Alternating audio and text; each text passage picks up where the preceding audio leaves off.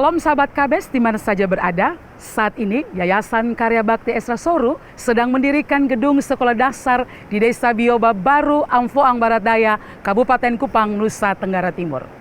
Dengan tujuan memberikan akses pendidikan bagi anak-anak pedesaan yang tinggal jauh dari kota melalui pembangunan gedung sekolah yang diperlengkapi dengan fasilitas belajar mengajar yang layak disertai dengan penanaman nilai-nilai iman Kristiani pada anak. Diharapkan dapat meningkatkan kualitas ilmu, iman, dan moral yang baik pada anak. Karena anak akan mendapatkan pengalaman belajar yang berharga, mampu bersosialisasi, serta mengembangkan diri dalam lingkungan belajar yang kondusif. Karena itu, kami mengundang sahabat KBS sekalian, mari bersama-sama mendukung pembangunan gedung sekolah dasar Bioba ini demi peningkatan kualitas pendidikan dan iman anak-anak kita melalui dukungan doa dan juga dana yang dapat disalurkan melalui rekening berikut ini. Bergabunglah dengan kami untuk mewujudkannya dan membuka pintu ke masa depan yang lebih cerah bagi generasi penerus bangsa dan gereja. Tuhan Yesus memberkati.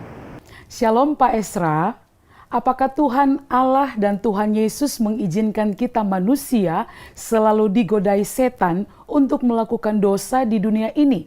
Mengapa demikian? Bukankah Tuhan sangat menyayangi kita anak-anaknya? Mengapa Tuhan tidak merubah dunia ini untuk semua manusia percaya bahwa Yesus adalah jalan kebenaran dan hidup untuk menuju surga? Mohon penjelasan Bapak Pendeta. Memang Tuhan mengizinkan setan untuk menggoda manusia di dalam dunia ini. Karena itu setan itu di dalam Alkitab itu disebut sebagai si penggoda. Ya, bahasa lain atau nama lainnya adalah si jahat. Ya, yang memang bersifat jahat dan ingin menggoda manusia. Tapi mengapa Tuhan mengizinkan setan mencobai manusia? Karena Tuhan memanfaatkan pencobaan setan itu sebagai bagian dari ujian kepada manusia. Kita tahu bahwa yang mencobai manusia itu adalah iblis. Tapi Tuhan menguji kita. Nah, ujian dan cobaan itu mempunyai tujuan yang berbeda. Biasanya cobaan itu mempunyai tujuan untuk menjatuhkan kita, sedangkan ujian itu untuk menguatkan kita. Makanya kita itu membutuhkan yang namanya ujian. Ujian itu untuk meneguhkan atau untuk menyatakan seperti apa kualitas iman kita. Ini sama seperti anak sekolah kan? Kita perlu ujian kan? Untuk menunjukkan bahwa sekian lama si anak mendapatkan pelajaran di kelas itu, apakah dia cukup menguasainya atau masuk ke dalam pikirannya? Sehingga itu perlu diuji, makanya perlu ujian. Nah, maka Tuhan memanfaatkan pencobaan setan itu sebagai bagian dari ujian terhadap anak-anaknya. Kita bisa lihat contoh ini dalam kasus Ayub ya. Ayub itu seorang yang saleh. Tapi nanti kita bisa lihat bahwa setan mau mencobai dia karena menurut setan tentu saja dia setia kepada Allah karena Allah selalu memberkati dia, Allah selalu melindungi dia. Coba kalau Allah tidak memberkati, tidak melindungi dia, Allah mengangkat tangannya daripada perlindungan terhadap Ayub, maka dia pasti akan murtad, dia pasti akan mengutuki Allah. Nah, itu tujuan setan supaya Ayub itu hancur, Ayub itu jahat. Tapi kenapa Tuhan mengizinkan? Sehingga kita melihat di dalam kitab Ayub, seolah-olah setan dan Tuhan itu kerjasama di dalam penderitaan Ayub.